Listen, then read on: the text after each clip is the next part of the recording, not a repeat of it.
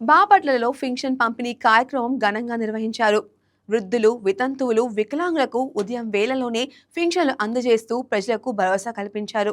ఈ కార్యక్రమంలో పాల్గొన్న ఎమ్మెల్యే వేగసేన నరేంద్రవర్మరాజు రాష్ట్రంలో ఫింక్షన్ల పంపిణీ వేగంగా జరగటం ప్రభుత్వ పరిపాలనలో ఉన్న సమర్థతకు నిదర్శనమని తెలిపారు. వాలంటీర్ వ్యవస్థ లేకపోయినా ప్రతి అర్హుడికి ఫింక్షన్ సకాలంలో అందుతుందని, దీనికి ముఖ్య కారణం ముఖ్యమంత్రి సీఎం చంద్రబాబు నాయుడు నాయకత్వమని ఆయన పేర్కొన్నారు. బాపట్ల పట్టణంలోని 22వ వార్డు సంజయ్ గాంధీ కాలనీలో జరిగిన ఈ కార్యక్రమంలో ఎమ్మెల్యే స్వయంగా లబ్ధిదారులకు ఫింక్షన్లు అందజేశారు. అలాగే రానున్న రోజుల్లో బాపట్లను మరింత అభివృద్ధి చేసి సుందరమైన పట్టణంగా తీర్చిదిద్దుతామని హామీ ఇచ్చారు. కొన్ని రాష్ట్రాల్లో 1500 ఉంది, కొన్ని రాష్ట్రాల్లో 2000 ఉంది. కానీ మన రాష్ట్రంలో 4000 రూపాయలు పెన్షన్ ఒక తాతకి ఇస్తా ఉంటే ఆయన ఆనందం చూస్తుంది, చాలా హ్యాపీగా ఉంది. ఇదివరకు ఎలా ఉంది తాత జగన్ టైంలో అంటే అప్పుడెంత బాబు 2500 ఇప్పుడు ఎంత ఇస్తున్నారు? 4000. నీ దగ్గర ఇచ్చేటప్పుడు ఎవరన్నా 100 రూపాయలు 200 ఎవరన్నా లంచాలు అడుగుతున్నారా అని అడిగా.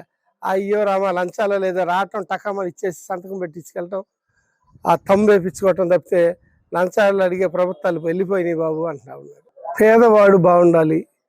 ఒక ఏజ్ వచ్చాక ఆయన ఎవరి మీద డిపెండ్ అవ్వకుండా పేదవాడు హ్యాపీగా ఉండాలని పేదల కోసం జరిగే ఈ పెన్షన్ల కార్యక్రమం అనేది మన రాష్ట్రంలో చాలా అద్భుతంగా ప్రతి నెల జరుగుతూ ఉంది. దీనికి దశ దిశ నిర్దేశం చేస్తూ అన్ని డిపార్ట్మెంట్లు కలబోసి, మున్సిపల్ డిపార్ట్మెంట్ అవ్వచ్చు, రెవెన్యూ డిపార్ట్మెంట్ అవ్వచ్చు, ఎలక్ట్రిసిటీ డిపార్ట్మెంట్లు ఆల్రెడీ అన్ని డిపార్ట్మెంట్లను కూడా వాడుకుని, వాలంటీర్ వ్యవస్థ లేకపోయినా కూడా గవర్నమెంట్ ఉద్యోగస్తులు ఎలా పనిచేస్తారని మన రాష్ట్రంలో నారా చంద్రబాబు నాయుడు గారు నిరూపించారు.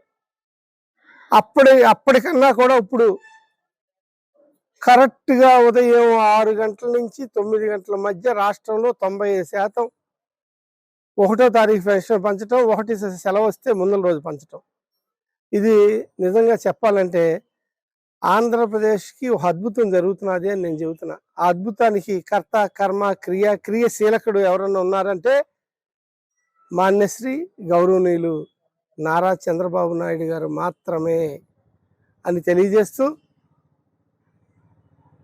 ఎప్పటికప్పుడు అన్ని విషయాల్లో తోడు నీడగా ఉంటూ ఒక బాధ్యతాయుతమైన భాగస్వామ్యంతో జనసేన, భారతీయ జనతా పార్టీ, తెలుగుదేశం పార్టీ ఒక కూటమి ప్రభుత్వంగా ప్రజల శ్రేయస్సు, పేదవారి హక్కును కాపాడటం, పేదవారిని కూడా మరింతగా సమాజంలో వృద్ధిలోకి తీసుకెళ్ళడం కోసం ఒక మంచి నాయకత్వంతో కూడిన కూటమి ప్రభుత్వం ఈరోజు పనిచేస్తూ ఉంది అని నేను తెలియజేస్తున్నా.